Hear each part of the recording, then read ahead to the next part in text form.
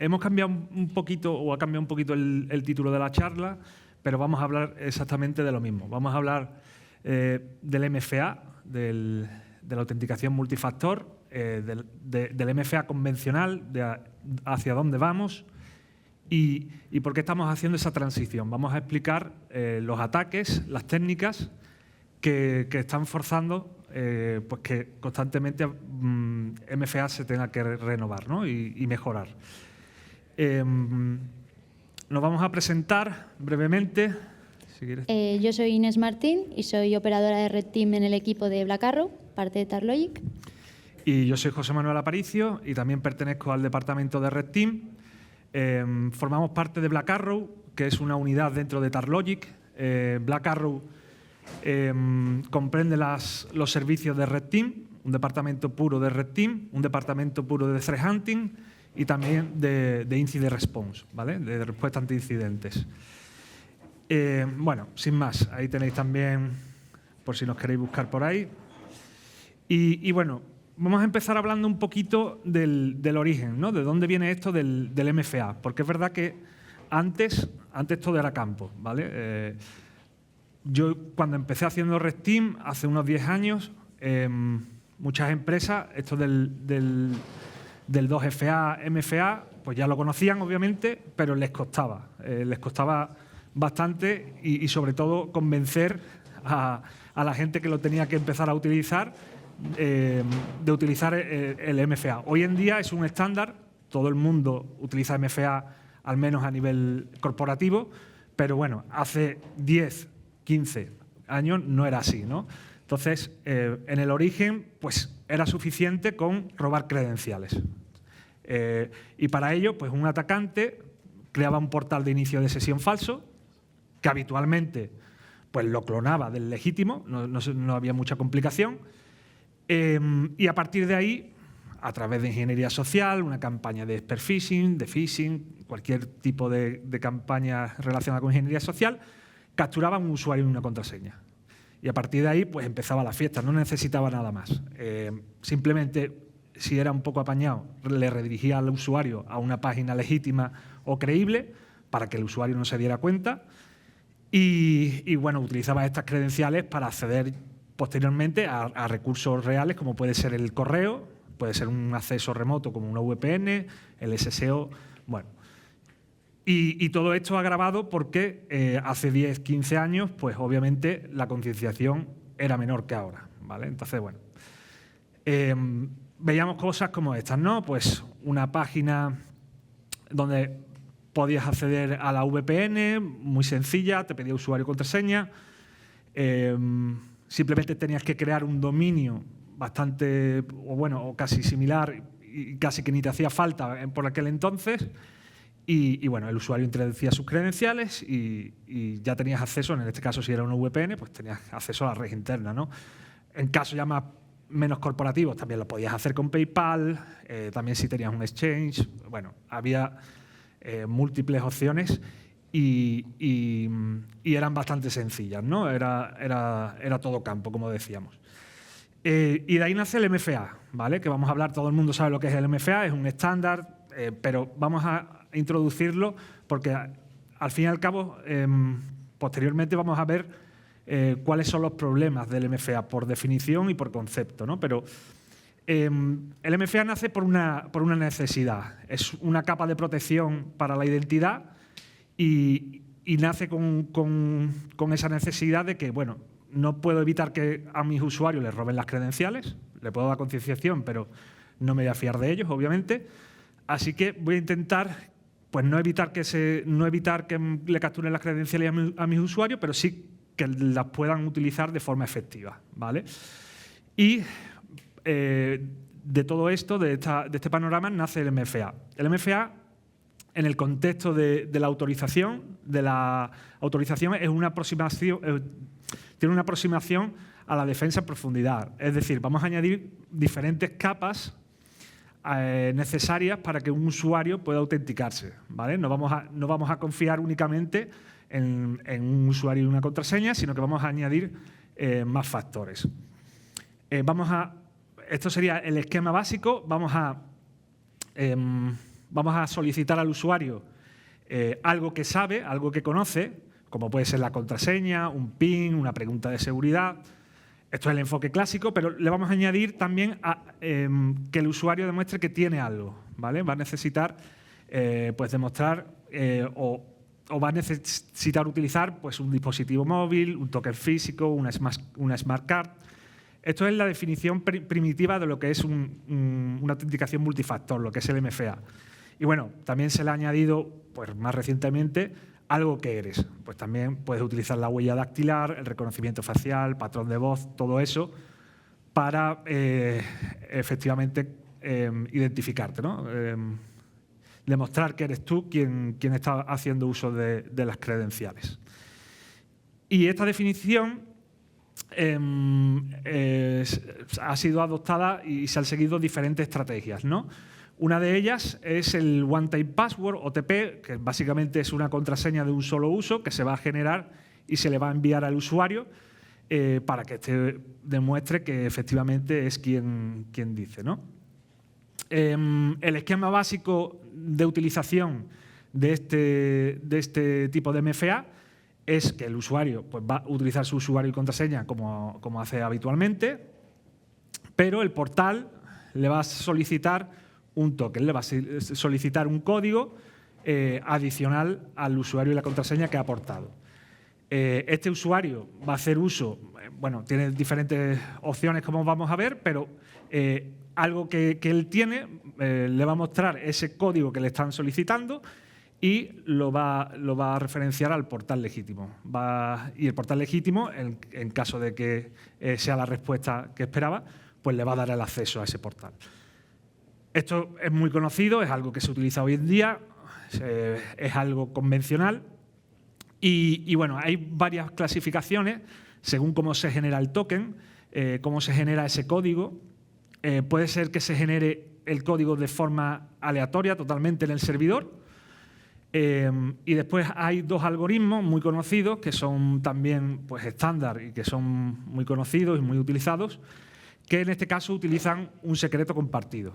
Este secreto compartido no es el que utilizan directamente como token, sino que lo utilizan a modo de semilla, se conoce también como semilla, y lo van a aplicar o lo van a usar como entrada en un algoritmo, ¿vale? En el caso de HOTP, ese código OTP o ese código de un solo uso resultante va a depender de esta semilla y de un contador, ¿vale? Cada vez que un usuario solicite o haga uso de un OTP, ese contador va a ir sumando, va a ir incrementando. Entonces, la entrada del algoritmo, sea cual sea el que use, el algoritmo de hash que utilice en este caso, pues va a tener como entrada la semilla, que es un secreto compartido entre el portal, el servidor y el usuario, el cliente.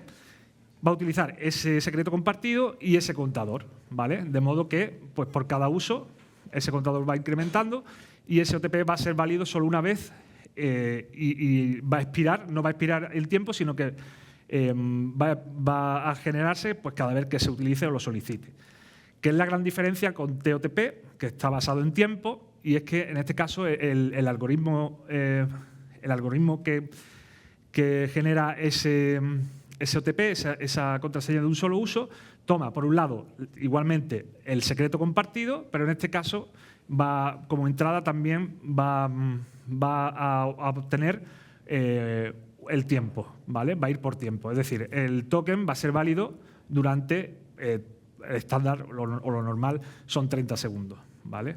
Que esto es muy típico si utilizáis la aplicación de Google Authenticator, pues tenéis un relojillo que os va contando y que casi siempre pues, te quedan poquitos segundos. A mí siempre me pasa que me quedan 2 segundos y tengo que esperar, ¿no? Pues esto está basado en el algoritmo basado en tiempo, el TOTP, ¿vale?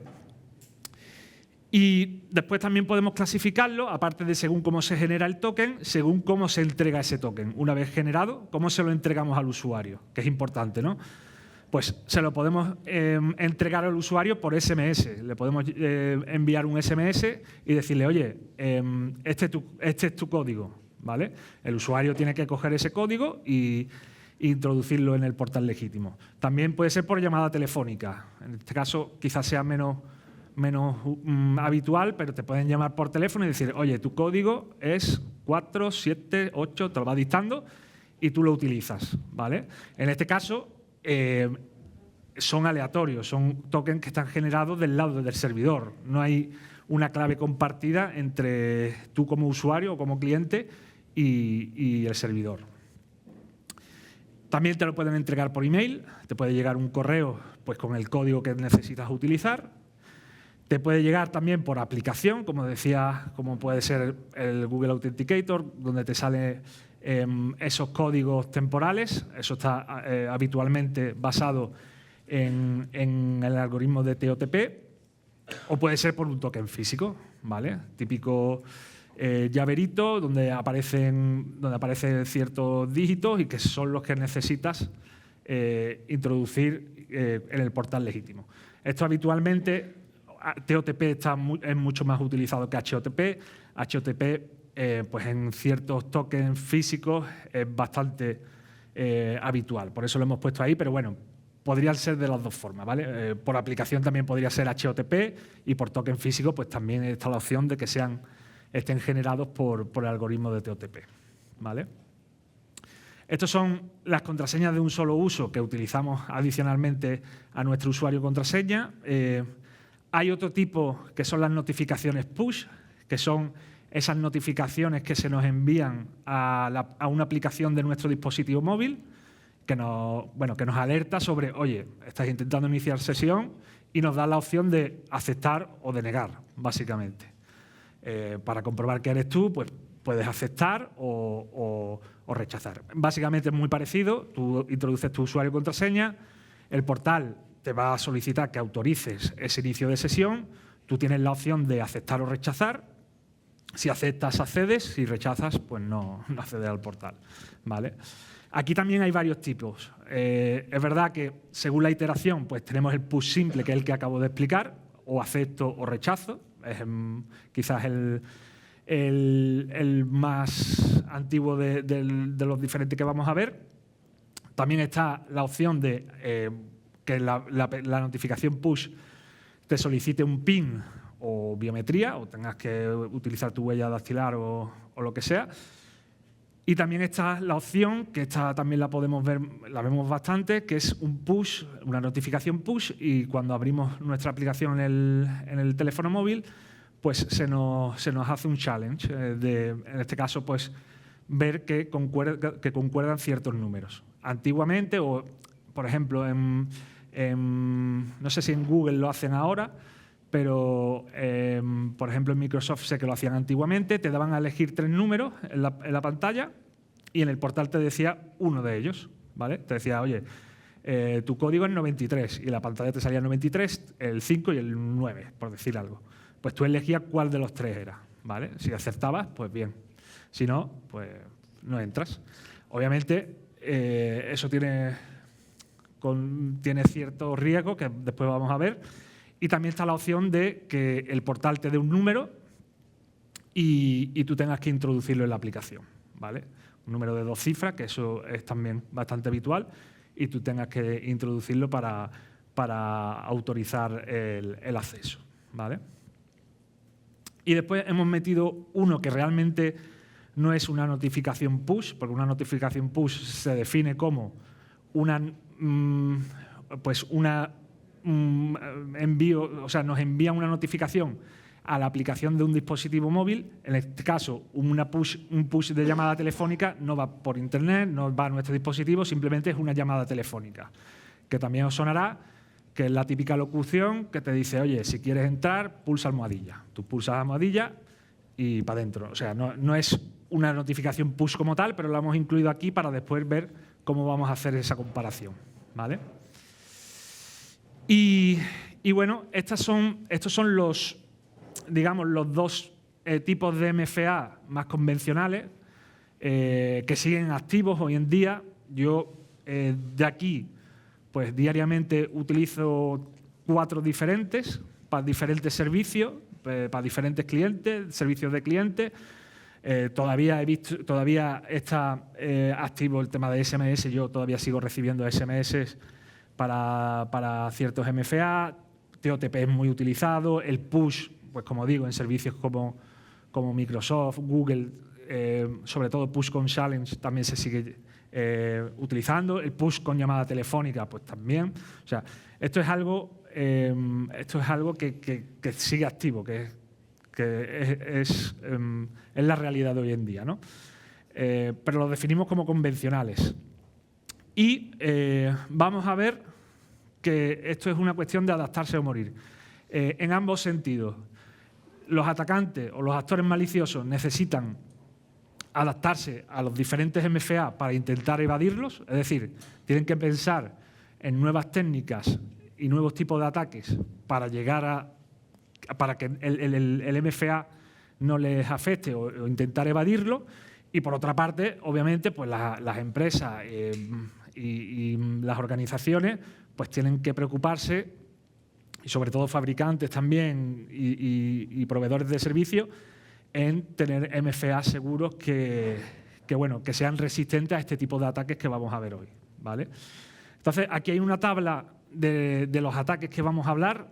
Realmente vamos a hablar lo que está en amarillo. Tenemos los MFA fatigue, SIM swapping, adversary in the middle. Estos tres vamos a hablar.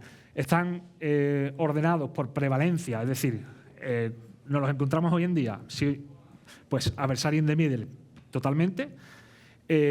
SIM swapping es mucho menos común y bueno, MFA fatigue pues también sigue siendo medianamente habitual encontrárselo. Y también está clasificado según la complejidad. Después vamos a ver, pero hay algunos que son mucho más complejos de que tengan éxito y de ejecutar o de llevar a cabo que otros, ¿vale? Y también tenemos, aquí lo hemos puesto como ingeniería social, porque no lo vamos a ver específicamente, pero básicamente lo que podemos hacer es ingeniería social hasta el infinito como ataque. ¿Por qué? Porque yo voy a hacer ingeniería social para conseguir el usuario y contraseña y me salta un MFA. Y imagínate que llega por correo electrónico. Si yo no he pensado cómo puedo evadir ese MFA, pues puedo hacer otra campaña de ingeniería social.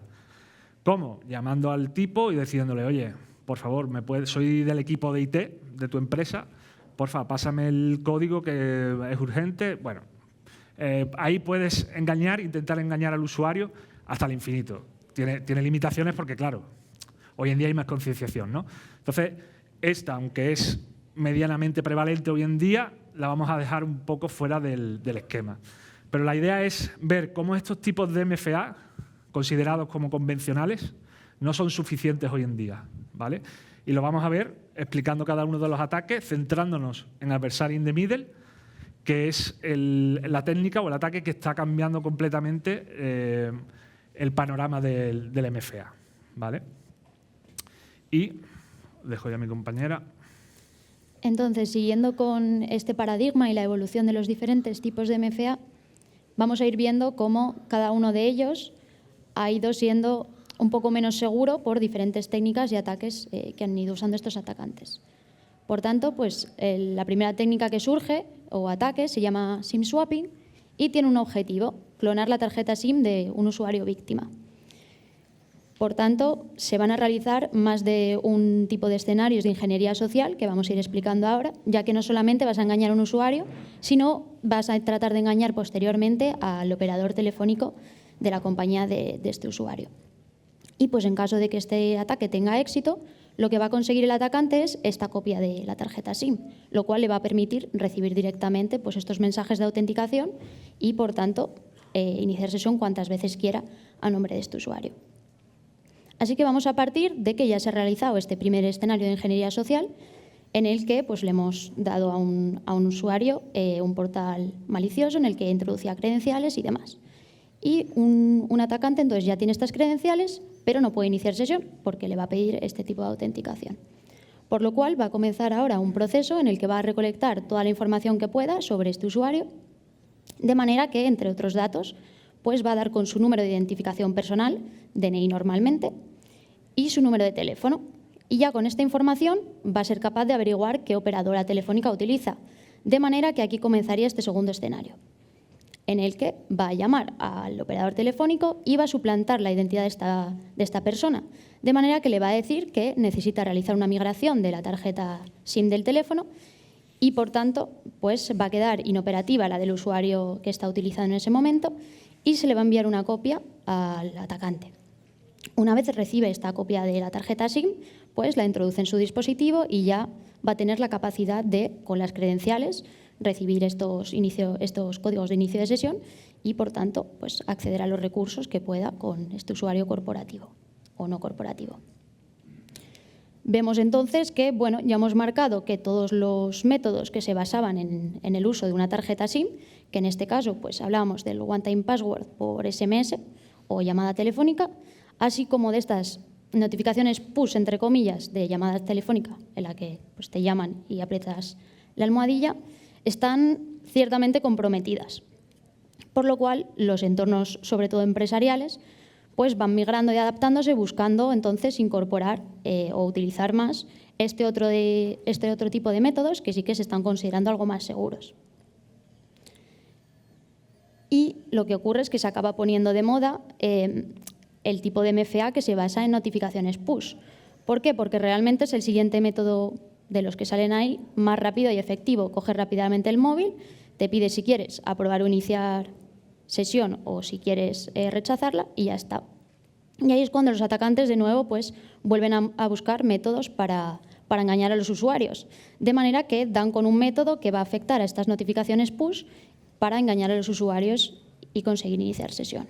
Este tipo de ataques o técnica se llama MFA fatigue y, como comentamos, se va a basar en el envío de notificaciones masivas, de manera que van a acabar engañando a este usuario, bien por su confusión o frustración, para que eventualmente apruebe alguna de ellas. Y, de nuevo, como estamos ante escenarios de ingeniería social, pues un atacante estaría improvisando y podrían llegar a darse más escenarios de ingeniería social. Por lo cual, partimos de nuevo en que este atacante ya ha conseguido las credenciales de la víctima. Y ahora va a tratar de iniciar sesión, pero no va a poder porque le falta esta aprobación por parte de la notificación. Por lo cual, se va a iniciar el proceso en el que se le va a enviar al usuario una notificación push. De manera que el atacante va a ir enviando suavemente, de vez en cuando, algunas de estas notificaciones con la espera de que igual el usuario está despistado, coincide con un inicio de sesión legítimo que está realizando o simplemente se piensa que hay algo en segundo plano que efectivamente está iniciando sesión, todo es legítimo y por tanto la acaba aprobando. Si la aprueba, pues como atacantes ya habríamos obtenido acceso. Y si no, lo que va a hacer un atacante es comenzar una campaña ya un poco más agresiva en la que va a empezar a enviar masivamente notificaciones. Un usuario que esté utilizando el teléfono móvil, ante todas estas notificaciones, va a acabar frustrado porque no va a poder hacer uso de este, ya que se le va a acabar bloqueando. Y en algunas ocasiones se ha visto que, debido a esta frustración, pues al final acaban dando a que sí para poder seguir utilizando el móvil, lo cual vuelve al mismo punto. Un atacante va a conseguir comprometer a este usuario. Y en caso contrario, ya es cuando un atacante pues, se plantearía todo el tema de tratar de llamarle por teléfono o derivado para que manualmente pues, nos aprobase esta notificación. De hecho, este tipo de ataques son el motivo de que haya tantos tipos diferentes de notificaciones push. Si os acordáis, como ha comentado mi compañero antes, al principio simplemente era un mensaje que te pedía si querías iniciar esa sesión, aprobar, rechazar. Pero más tarde empezaron a surgir ese tipo de challenges en los que se te proporcionaban 3 números, que también se acabó descartando. ¿Por qué? Porque si tienes 3 opciones, al final, dándole al azar, pues ibas a tener un 33% de probabilidades de éxito. Y, por tanto, a día de hoy ya es muy raro ver ese tipo de notificaciones push tan simples y es por ello que te pide pues, introducir el código al completo, lo que ya reduce significativamente pues, todo este tipo de ataques. No solo eso, sino que las notificaciones ya no te bloquean del todo el móvil, por lo cual si te empiezas a enviar notificaciones masivas no sería un problema. Si marcamos todo esto en la tabla, pues vemos que cada vez el número de métodos de MFA que se pueden considerar más seguros está siendo reducido. Sí, y ese aquí, es un poco... Inés, apuntar que puede parecer raro que esto funcione hoy en día. No sé si vosotros creéis que esto puede funcionar o no, pero bueno, ha habido incidentes de hace no mucho, 2022 puede ser. 2000, no me acuerdo del año, No sé. pero la brecha tan grande que hubo en Uber, por ejemplo, hace un par de años. Empezó así. O sea, Sí. que puede parecer algo que es un poco raro y decir, de verdad yo siendo un cansino con las notificaciones, ¿puedo llegar a que alguien me la acepte? Pues sí, incluso a veces con una sola vez, Claro. está acostumbrado, memoria, y a lo mejor conseguimos acceso. O sea que es algo muy simple, tan simple como que no tiene ninguna complejidad técnica, pero que funciona, ¿no? A veces. Claro, y no solo eso, sino que si consigues que justo ese inicio de sesión empiece en una hora, que puede ser habitual, pues un usuario igual se piensa que de verdad pues coincide con el iniciando sesión o derivado y le acabe dando. Pero bueno, es una técnica que efectivamente depende de lo que realice cada usuario y la toma de decisiones que lleve. Si es un usuario avispado o técnico, pues igual podría cambiar las credenciales y efectivamente dejarnos como atacantes sin acceso. Entonces, pues viendo todos estos ataques, como comentaba, acaban quedando un poco reducidos el tipo de MFA que utilizan las organizaciones. Y se centran principalmente en los one-time passwords de email, TOTP, HOTP, y en estas notificaciones push que ya son más seguras con código, que es un poco el punto en el que estamos a día de hoy. Son los métodos más comunes. Sin embargo, los atacantes, pues de nuevo, se acaban adaptando y buscan de qué maneras pueden afectar a este tipo de métodos de seguridad para tratar de ganar acceso. De manera que se acaban dando cuenta de que el MFA, a día de hoy, como se está utilizando, no está del todo bien planteado y que tiene carencias. Carencias que, como atacantes, se pueden explotar. Y entonces empiezan a surgir estos ataques de tipo de proxificación o adversary in the middle, que son los que se están utilizando a día de hoy para llevar a cabo este tipo de campañas de phishing y de recolección de credenciales. Y principalmente a día de hoy se utilizan dos, adversary in the middle y browser in the middle, y los vamos a ir explicando.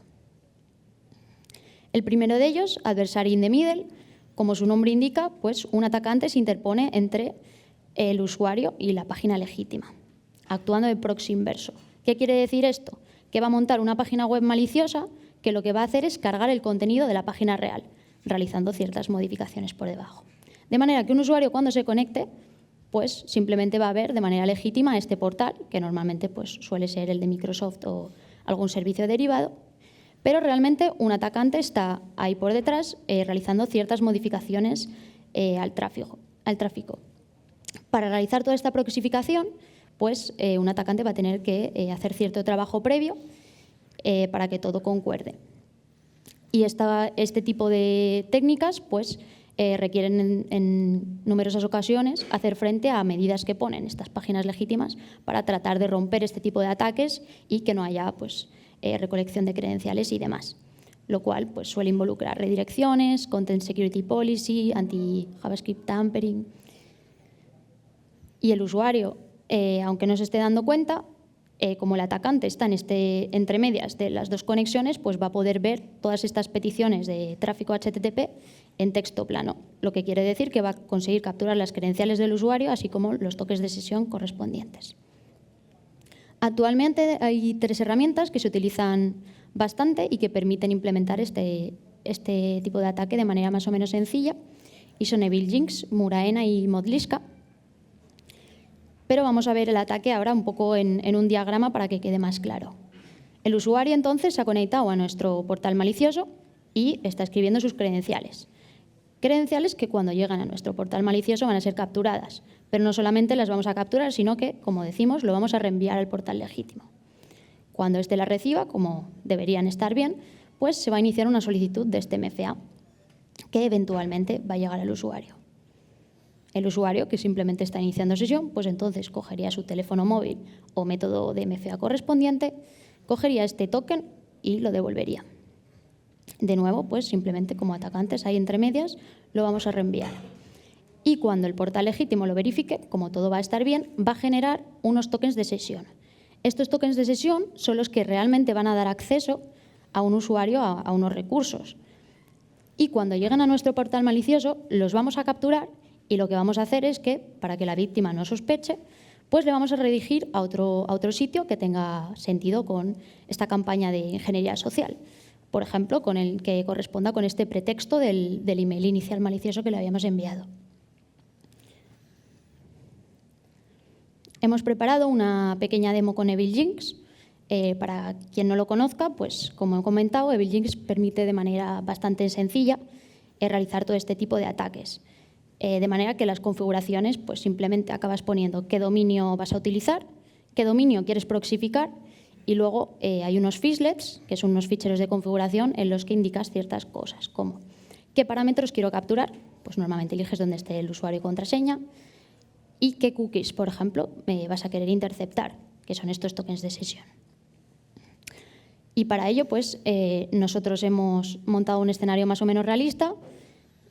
Un atacante pues ya ejecutaría su EvilJinx, en este caso ya configurado, y tiene ahí un fishlet de Office, como podemos ver, con un Lure, que simplemente es una página maliciosa. Entonces vamos a obtener la URL de esta página maliciosa y se la vamos a hacer llegar a nuestra víctima de alguna manera.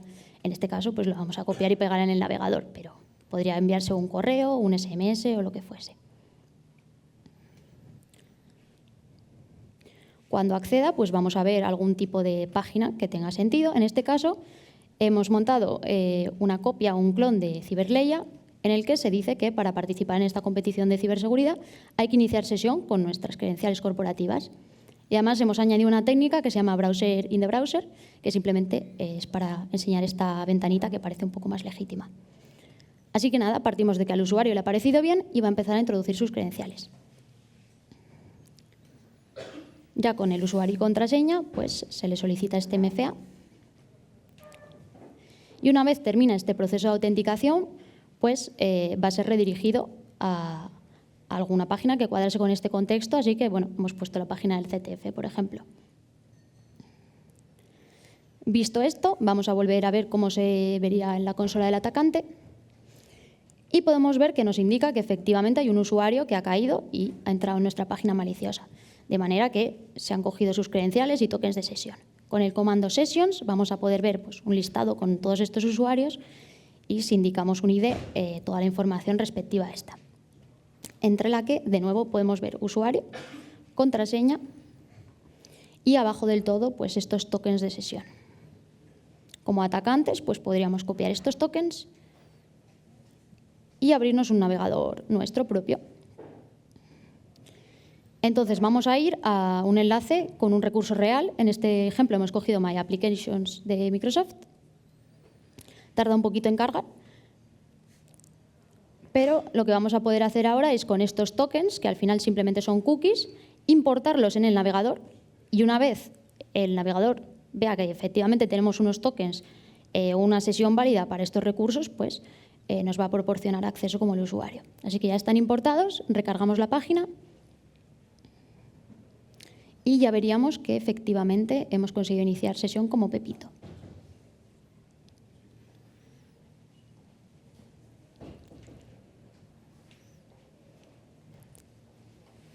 Así vale. que va a continuar mi compañero. Vale, bueno, ya hemos visto la aproximación de Adversary in the Middle, herramientas como EvilJinx, que son muy maduras, tienen versión gratuita, pero tienen también versión Pro. Decía la compañera que existen fishlets, que básicamente son pequeños ficheros de configuración pues para ciertos servicios. Hay muchísimos creados, incluso hay actores maliciosos que se dedican a ofrecer servicios de phishing basados en EvilJinx. Básicamente te vende el servicio de montarte una campaña y con EvilJinx tiene sus fishlets e intenta hacerlo de forma pues bueno, que no haya ningún tipo de detección y demás. Esta técnica que vamos a ver también está basada un poco en interponerse en el medio entre cliente y portal legítimo, pero es mucho menos madura, ¿vale? Lo que hemos visto en Adversary in the Middle, lo que ha explicado la compañera Inés, es que vamos a tener un servidor que va a funcionar como proxy inverso y que se va a poner en medio del usuario y del portal legítimo. Y todo lo que le llegue del usuario lo va a redirigir al portal legítimo. Y todo lo que le llegue del portal legítimo de vuelta se lo va a redirigir al usuario. De forma que vamos a obtener finalmente su contraseña y, lo que es más interesante, el token de sesión, ¿vale? Evadiendo así el MFA. No necesitamos, en este caso ya utilizando la cookie, el token de sesión como hemos visto, pues no necesitamos utilizar la contraseña. Ya podemos utilizar ese token de sesión y dejamos fuera de la ecuación totalmente al MFA. En este caso, en el caso de Browser in the Middle, cambia un poco el esquema, ¿vale?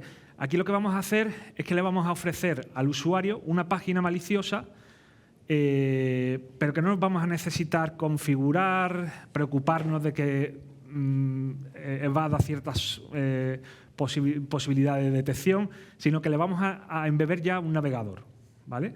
Nosotros en nuestro servidor atacante, digamos, vamos a tener nuestro portal legítimo y nosotros lo que vamos a hacer es embeberlo en la página, en la plataforma que él visite, ¿vale? De forma aquí, pues lo que decíamos, nos abstraemos totalmente de la implementación de la propia plataforma. Ya no tenemos que pensar en qué fiche utilizar, no, es el portal legítimo. Le estamos haciendo llegar de forma embebida el portal legítimo. Y lo que decía también, evita restricciones y ciertas medidas anti-phishing, pues que los proveedores, incluso algunas medidas de los propios navegadores, que podrían afectarnos. Y hay varios métodos. Bueno, está WebRTC, muy interesante. WebRTC es un proyecto open source que bueno, está mantenido por los principales, tanto mantenido como integrado por los principales navegadores. Y básicamente WebRTC lo que te va a permitir es que dos navegadores se comuniquen en tiempo real, ¿vale? Esto viene muy bien para plataformas como Teams, que tienen llamada, tienen audio, Google Meet, Zoom, Discord, cualquier plataforma del estilo que se pueda utilizar por navegador, pues este protocolo es muy interesante porque vamos a poder tener esa capacidad de comunicar ambos navegadores de forma, bueno, en tiempo real.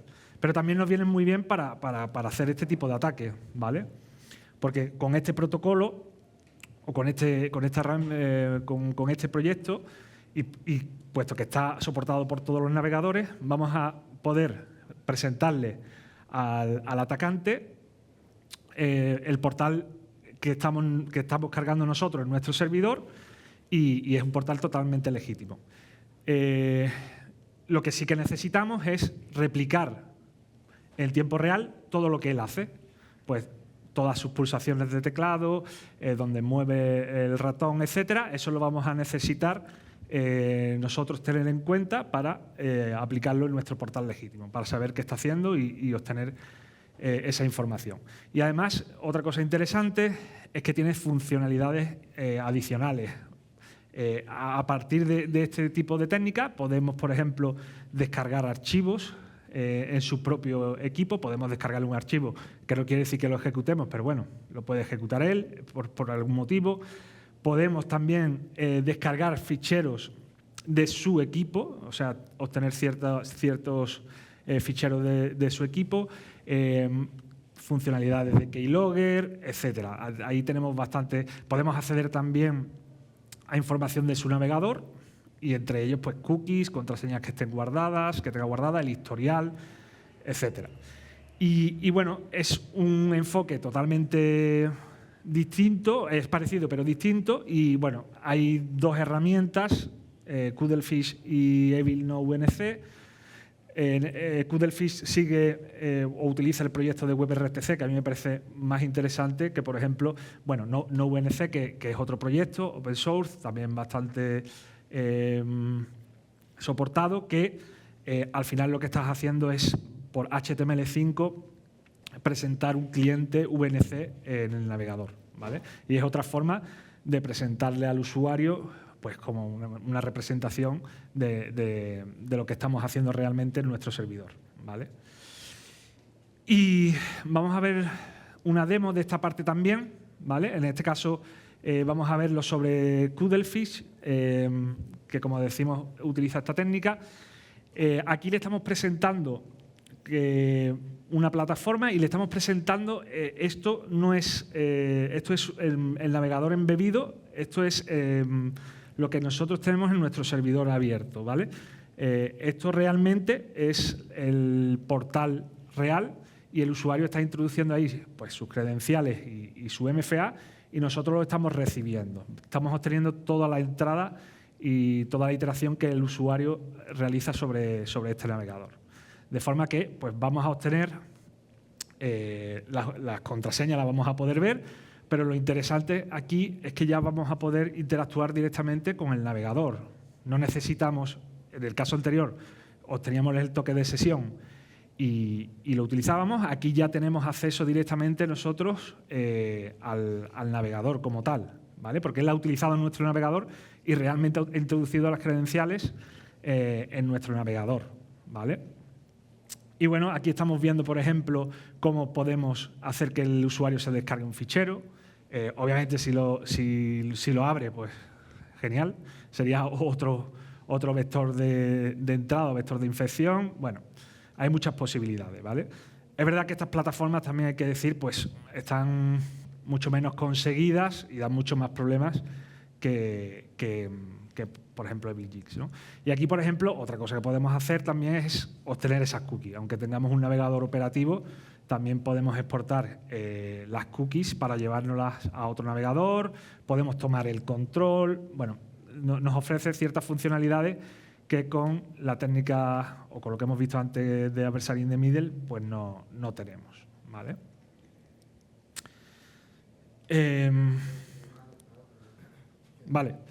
Vale, pues vamos rápido, porque la verdad es que nos quedan algunas cosillas. Básicamente, lo que estamos viendo en este punto es que con estas dos técnicas que hemos visto, el doble factor o el MFA convencional está totalmente fuera de juego, ¿vale? No hay ninguno de estos MFAs que hemos presentado que resista a este tipo de ataque, ¿vale? A Adversary in the Middle y Browser in the Middle. Estos, ¿vale? Bueno, voy a ir esto muy rápido, ¿vale? Voy a hablar un poco de la postexplotación, que esto daría para otra charla y ya nos están echando, o sea que es imposible. Pero simplemente, ¿qué podemos hacer una vez robemos los toques de sesión? Porque vale, sí, los tenemos, pero ¿y después qué? ¿No? Es como, joder, ¿y ahora qué hago? Bueno, depende. Si has hecho una campaña de spear phishing y has simulado, por ejemplo, una plataforma de Citrix, pues podrías acceder ya a la plataforma de Citrix y podrías intentar acceder a la red interna. Parece bonito, pero es muy difícil engañar a alguien, o es más difícil de engañar a alguien para que introduzca sus credenciales en un portal de Citrix o en un VDI o en un portal VPN. Es mucho más difícil generar un contexto creíble para obtener este tipo de acceso. Habitualmente lo que se hace es enfocarse a single sign-on, a plataformas SSO, como puede ser Microsoft Entra, porque son mucho más comunes para el usuario, ¿vale? Tú accedes a un portal y habitualmente, pues si está federado o está, por ejemplo, con el SSO de Microsoft, pues te pide las credenciales de Microsoft y a ti no te parece raro, o no es algo que habitualmente parezca raro. Y después, a nivel de single sign-on y al nivel de Microsoft, pues tendríamos que entrar en generar persistencia una vez tenemos esos toques de sesión.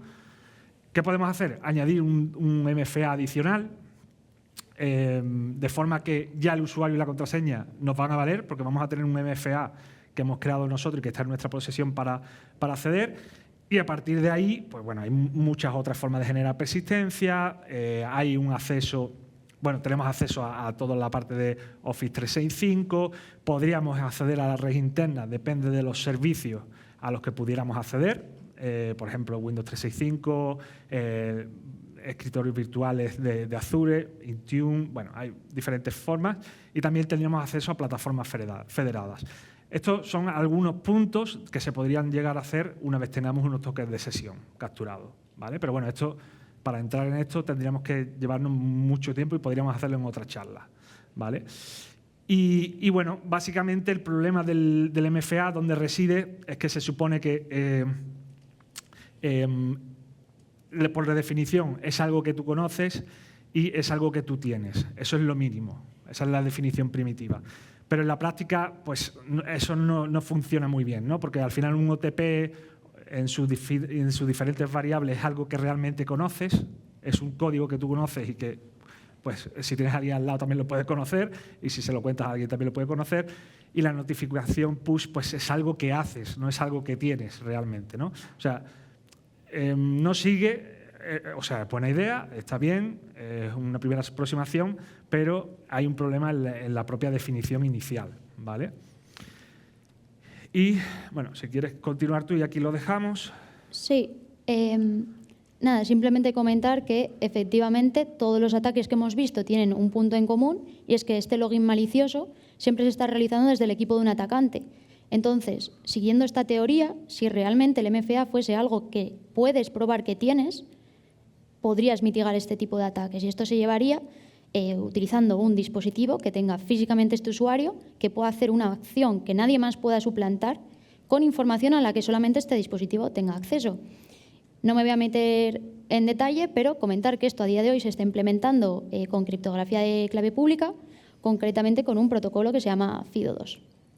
Este protocolo pues utiliza este dispositivo físico, el navegador web y el servidor contra el que nos autenticamos para, a través de una clave pública y privada, ser capaz de realizar toda esta teoría del MFA resistente que comentábamos. De manera que el dispositivo va a guardar para cada dominio un conjunto de claves privada y pública, y el dominio una asociación entre la clave pública, solamente la pública que se ha acordado, y cada usuario. No vamos a ver el protocolo porque vamos mal de tiempo, pero comentar que para ello se va a enviar un challenge que va a tener una cadena aleatoria y un campo origin, que va a ser muy importante, que va a ser el del dominio contra el que nos autenticamos. De manera que se va a firmar este challenge y después el servidor va a poder verificar si esta es verídica. Entonces, en diferentes escenarios, pues podríamos ver como en un ataque de adversary in the middle y en todos estos conocidos, no se va a poder verificar que efectivamente el atacante, el portal del atacante tiene este dispositivo, o no va a poder acceder a esta información, y por tanto en ningún caso se podría autenticar. Por ejemplo, el protocolo de WebAuthn vería que no coinciden algunos campos en el challenge y se rompería. O en el caso de que se hiciese esta proxificación bien y se cambiase este campo de origen, pues no habría ninguna clave almacenada y por tanto no se podría cifrar. Y el caso tercero no lo vamos a ver por falta de tiempo. Y pues como podemos ver, otra vez en esta tabla, realmente este tipo de implementaciones, que a día de hoy se conocen como FIDO2, son las únicas que son capaces de resistir ante todos estos ataques. Y por tanto, pues como conclusiones, simplemente decir que los mecanismos de MFA que se utilizan a día de hoy no son suficientes, son efectivos en casos pequeños, pero no son realmente no están realmente implementando esta teoría del MFA resistente, y por tanto pues se debería ir progresivamente evolucionando y cambiando a estos que sí lo son. Sí, básicamente es mundo ideal. Implementemos los MFA resistentes a phishing, pero hoy en día sabemos que no, y bueno, pues vayamos poco a poco. Empecemos por aplicar este tipo de MFA a cuentas importantes, a cuentas críticas, cuentas de administración, etcétera. Y después hagamos que los métodos condicionales, los métodos convencionales de MFA que tienen cierta debilidad, pues intentemos que sean un poco que sean resistentes, ¿no? Apliquemos capas extras, como puede ser el tema de políticas de acceso condicional, ¿vale? Y a partir de ahí pues tengamos otras implicaciones aparte del OTP, como puede ser, por ejemplo, pues que tengamos que iniciar sesión desde un dispositivo que tenga un certificado instalado concreto, demostrando que es nuestro equipo corporativo, o que estamos iniciando sesión desde una IP concreta que está dentro de un rango que sabemos que es de la empresa, etcétera. Y bueno, muchas más medidas que podemos llegar a tomar para ir poco a poco mitigando este tipo de ataques de adversary in the middle y browser in the middle. Y bueno, no voy a decir esto porque no lo sé, pero que muchas gracias y nada, ha sido un placer. Gracias.